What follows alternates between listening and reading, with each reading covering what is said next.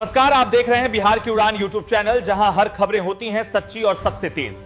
बिहार से इस वक्त की सबसे बड़ी खबर सामने आ रही है। सरकार ने ऐसा फैसला लिया है जिसका सीधा असर आम लोगों और महिलाओं पर पड़ने वाला है। तो चलिए खबरों को विस्तार से समझते हैं, वीडियो के आखिर तक बने रहिए।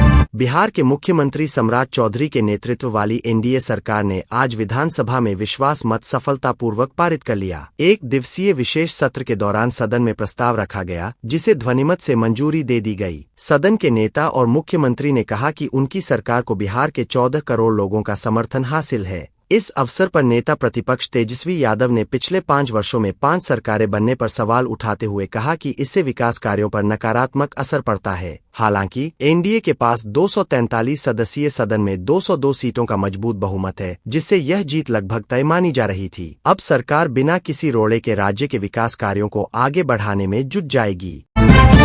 राष्ट्रीय राजनीति में एक अहम घटनाक्रम में चुनाव आयोग ने महाराष्ट्र में सत्तारूढ़ गुट के खिलाफ बड़ी कार्रवाई करते हुए पक्षांतर विरोधी कानून के तहत नोटिस जारी किया है। हालांकि यह फैसला सीधे बिहार से जुड़ा नहीं है, लेकिन यह देश की राजनीतिक स्थिरता को प्रभावित करता है। आयोग ने कहा कि विधायकों के बगावत करने पर पार्टी चिन्ह आवंटन को लेकर नए सिरे से सुनवाई होगी। इस कदम से महाराष्ट्र के साथ साथ अन्य राज्यों में भी सियासी हलचल तेज हो गई है, जहां सरकारें अल्पमत में है। इससे पहले हाल ही में बिहार में हुए विश्वास मत ने भी साबित कर दिया कि केंद्र और राज्य की सत्ता में स्थिरता बनाए रखने के लिए सख्त नियमों की आवश्यकता है। भारत को हेल होल नर्क कहने वाले अमेरिकी राष्ट्रपति डोनाल्ड ट्रंप के सोशल मीडिया पोस्ट ने देश भर में राजनीतिक तूफान खड़ा कर दिया है। विपक्ष ने प्रधानमंत्री नरेंद्र मोदी पर मौन रहने का आरोप लगाते हुए इसे राष्ट्र का अपमान बताया। तृणमूल कांग्रेस सांसद महुआ मोइत्रा ने पीएम मोदी पर निशाना साधते हुए पूछा कि क्या वे सिर्फ हंसी मजाक करेंगे या विरोध करेंगे। विदेश मंत्रालय ने इस बयान को असंगत और अशोभनीय बताते हुए इसे खारिज किया। हालांकि अमेरिकी दूतावास ने स्थिति को संभालते हुए कहा कि भारत एक महान देश है और राष्ट्रपति मोदी अमेरिका के अच्छे दोस्त है, जिससे मामला फिलहाल ठंडा पड़ गया है। बिहार में शराबबंदी को लेकर हुए एक व्यापक सर्वे के नतीजे सामने आए हैं, जिसमें चौंकाने वाले आंकड़े सामने आए हैं। 5 लाख महिलाओं पर किए गए अध्ययन में 99% ने शराबबंदी का समर्थन किया। सर्वे के अनुसार 40% महिलाओं ने अपनी आजादी और सम्मान में बढ़ोतरी महसूस की है। सबसे बड़ी राहत यह है कि 87% परिवारों की आय बढ़ी है, क्योंकि शराब पर खर्च होने वाला पैसा अब बच्चों की पढ़ाई और पौष्टिक भोजन पर लग रहा है। हालांकि कुछ विशेषज्ञों ने भूमिगत शराब कारोबार पर भी चिंता जताई है, लेकिन यह रिपोर्ट साबित करती है कि यह कानून महिला सशक्तिकरण का एक बड़ा आधार बना है। बिहार सरकार ने वित्तीय संकट से निपटने के लिए भारतीय रिजर्व बैंक से 12,000 करोड़ रुपए का लोन मांगा है। यह कर्ज मुख्य रूप से बुजुर्गों, विधवाओं और दिव्यांगों की 2 महीने से लंबित सामाजिक सुरक्षा पेंशन का भुगतान करने के लिए लिया जा रहा है। सरकारी सूत्रों के अनुसार आरबीआई इस महीने के अंत तक 4,000 करोड़ रुपए की पहली किस्त जारी कर देगा, जबकि बाकी राशि जून 2026 तक मिल जाएगी। उप मुख्यमंत्री विजय कुमार चौधरी ने विपक्ष के आरोपों को खारिज करते हुए कहा कि विकास के लिए लोन लेना कोई असामान्य बात नहीं है और सरकार का खजाना खाली नहीं है।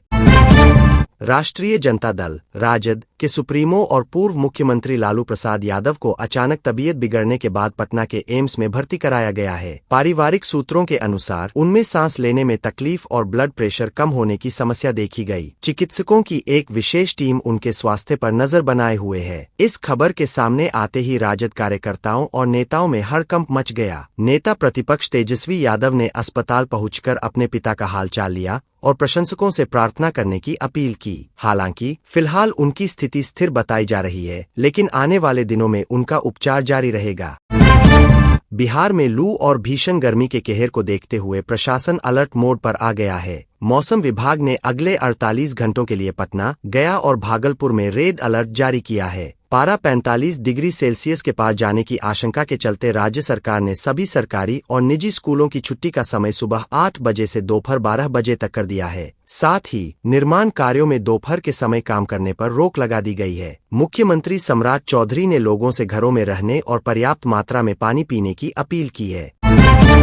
2026 की यह गर्मी बीते एक दशक की सबसे भीषण गर्मियों में से एक मानी जा रही है। जहां बिहार में गर्मी का स्तर गंभीर है, वहीं केरल की स्थिति और भी विकट हो गई है। केरल के मुख्यमंत्री पिनाराई विजयन ने राज्यवासियों से दिन में सेल्फ लॉकडाउन, स्वयं लगाई गई कर्फ्यू लागू करने की अपील की है। लू के थपेड़ों और ह्यूमिडिटी ने हालात ऐसे बना दिए हैं कि डॉक्टरों ने हीट स्ट्रोक के मामलों में भारी उछाल दर्ज किया है। प्रशासन ने दोपहर 12 बजे से शाम 4 बजे के बीच बाहर निकलने पर रोक लगाने के निर्देश दिए हैं। यह स्थिति देश के अन्य हिस्सों के लिए चेतावनी है, क्योंकि मौसम वैज्ञानिकों का मानना है कि 2026 का ग्रीष्मकाल अब तक का सबसे घातक हो सकता है।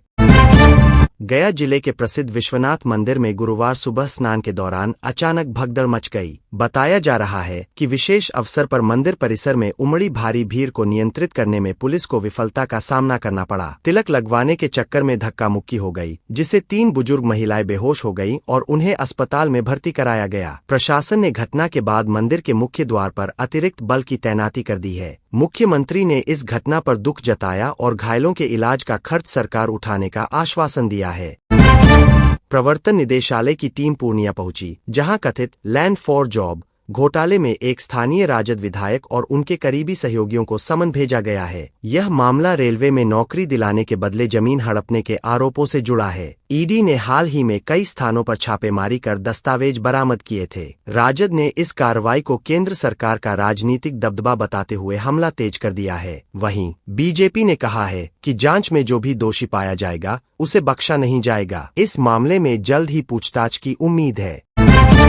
पिछले हफ्ते जातीय हिंसा के मद्देनजर राज्य के कई जिलों में लगाया गया मोबाइल इंटरनेट प्रतिबंध आज पूरी तरह हटा लिया गया है। गृह विभाग ने कहा कि अब स्थिति सामान्य है और लोगों को राहत देने के लिए यह कदम उठाया गया है। हालांकि सोशल मीडिया प्लेटफॉर्म पर अफवाहों पर लगाम लगाने के लिए साइबर सेल को हाई अलर्ट पर रखा गया है। व्यापारियों और ऑनलाइन कर्मचारियों ने राहत की सांस ली है, क्योंकि इंटरनेट बंद रहने से उनके कामकाज ठप हो गए थे। प्रशासन ने लोगों से शांति बनाए रखने और किसी भी अफवाह पर ध्यान न देने की अपील की है।